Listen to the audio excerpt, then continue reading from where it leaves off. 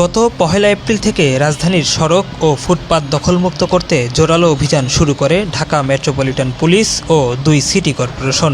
টানা ৫ দিনের এই অভিযানে রমনা, লালবাগ, মতিঝিল, তেজগাঁও, মিরপুর, উত্তরাসহ বিভিন্ন এলাকায় চলে উচ্ছেদ কার্যক্রম। লক্ষ্য ছিল পথচারীদের চলাচল নির্বিঘ্ন করা এবং যানজট কমানো। অভিযানের সময় সড়ক ও ফুটপাত দখল করে রাখার অভিযোগে বিভিন্ন প্রতিষ্ঠানকে জরিমানা করা হয়। কোথাও কোথাও দেওয়া হয় কারাদণ্ড।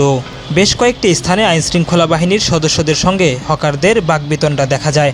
সরকারি কাজে বাধা দেওয়ার অভিযোগে আটকও করা হয় বেশ কয়েকজন হকারকে। তবে এই অভিযান নিয়ে যতটা হইচই হয়েছে, বাস্তবতা যেন তার ভিন্ন। স্যান্ডেলিনা সো, রূপচর্চায় আভিজাত্য। সকালে উচ্ছেদ করা ফুটপাত বিকেলেই আবার দখল হয়েছে। যেন পুলিশ ও হকারদের মধ্যে চলছে এক ধরনের চোর পুলিশ খেলা। ফলে স্থায়ী স্বস্তি তো মিলছেই না, বরং সাময়িকভাবে সৃষ্টি হচ্ছে ভোগান্তি ও আতঙ্কের পরিবেশ।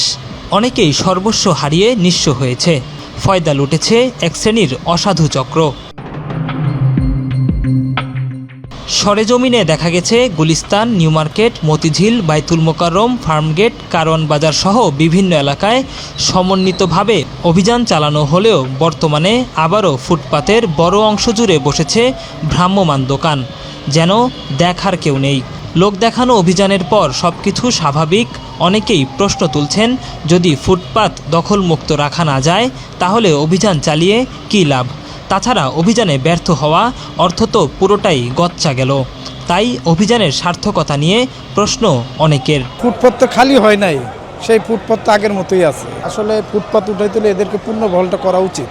এরপর উঠাইলে সম্ভবত ভালো হয়। কোনো পূর্ণ বহল না, হঠাৎ উঠাই দিচ্ছে, এরা যাবে কোথায়? তারা মনে হয় ওই যে আবার টাকা পয়সা দিয়ে ম্যানেজ করে এখন আবার ওরা ঠিকই ২-৪ দিন ছিল, এখন আবার সেই পূর্বের মতোই। বেশি সরকার ছিল, ওদের হাতে নিয়ন্ত্রণ ছিল। এখন বিএনপি আসছে তো এখন আবার এরা, আমার মনে হয় এটা হচ্ছে মনে করেন এক হাতের থেকে আরেক হাতে মনে করেন চলে গেছে আর কি, ঠিক আছে, যাতে মনে করেন এদের হাতে টাকা পয়সা সব কিছুই করতে পারে। এই হলো আর কি কথা। পথচারীদের ভোগান্তি থাকলেও কেউ কেউ বলছেন, হকারদের পুনর্বাসনের ব্যবস্থা না করে শুধুমাত্র উচ্ছেদ অভিযান চালালে এর স্থায়ী সমাধান সম্ভব নয়। তাই সংশ্লিষ্টদের কাছে উচ্ছেদের পাশাপাশি কার্যকর পুনর্বাসন পরিকল্পনা নিশ্চিত করার দাবি পথচারীদের। তবেই মিলবে টেকসই সমাধান, এমনটি দাবি তাদের। অনেকের প্রশ্ন, লোক দেখানো উচ্ছেদে কার লাভ, কার ক্ষতি হলো? আবু আবদুল্লাহ রোহিত, বাংলাদেশ প্রতিদিন, ঢাকা।